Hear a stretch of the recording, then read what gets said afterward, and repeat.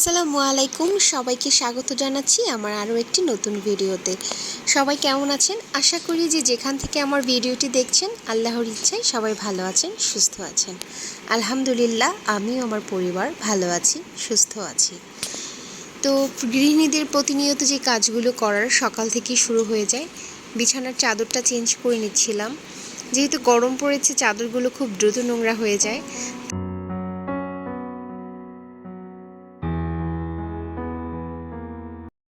কদিন ধরে যে অসহ্য গরম পড়ছে, এতে করে মনে হচ্ছে নগর জীবন ধীরে ধীরে বাস অযোগ্য হয়ে যাচ্ছে।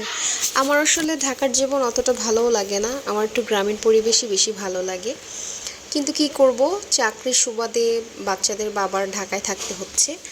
আর ছোটোবেলা থেকেই ঢাকায় বড় হয়েছি, যার জন্য অভ্যস্ত হয়ে গেছি।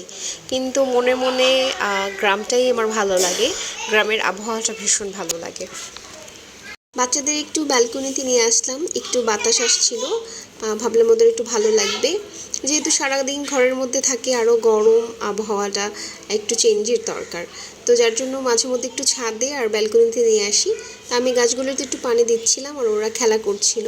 আমার বাসার ব্যালকনিটা খুবই ছোট। আমার বাসার দুটো খারাপ দিক আছে, একটা হচ্ছে ব্যালকনিটা ছোট, আর হচ্ছে আমার অ্যাটাচ টয়লেটে একটা পিলার আছে। তো বাসা নেওয়ার সময় আমি দেখেছিলাম যে বারান্দাটা ছোট, কিন্তু তারপরও অন্যান্য দিক ভালো লাগার কারণে আর এটা ইগনোর করেছি। তো তারপরে যতটুকু আছে কাজ হয়ে যায়, কাজ চলে যাচ্ছে আমাদের।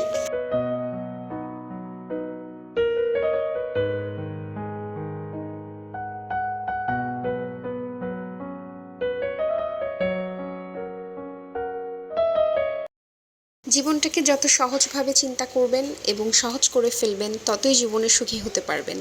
তো এটাই হচ্ছে ভালো থাকার একটা মূল মন্ত্র, আমি সেটা ফলো করি। তো এই যে এখন রান্না করতে চলে আসলাম। আজকে আম্মু রান্না করছে, আম্মুর জন্য রান্না করব আজকে। গরম যেহেতু, তাই ঝিঙে আর হচ্ছে গিয়ে দুন্দুল, ওটা দিয়ে চিংড়ি মাছ দিয়ে একটু ঝোল ঝোল একটা তরকারি রান্না করব। আর ইলিশ মাছ আছে, ওইটা ভুনা করব। এই প্রচণ্ড গরমে আমাদের সকলেরই খাবারের বিষয়ে একটি সচেতনতা অবলম্বন করা উচিত, কেননা বাচ্চারা এবং বয়স্ক যারা আছেন তাদের এই গরমে অসুস্থ হয়ে যাওয়ার একটা ভয় থাকে। তাছাড়া গরমে সকলেরই খাবারে অতটা রুচি আসে না, কিন্তু শীতকালে আবার দেখা যায় সমস্ত খাবারই খুব ভালো লাগে খেতে, সেটা মাছ হোক আর সবজি হোক।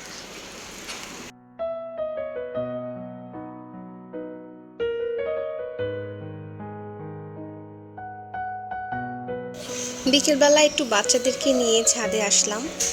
ছাদ থেকে পুরো ঢাকা শহরটা দেখতে ছোট ছোট কবুতরের বাসার মতন লাগছে দেখতে।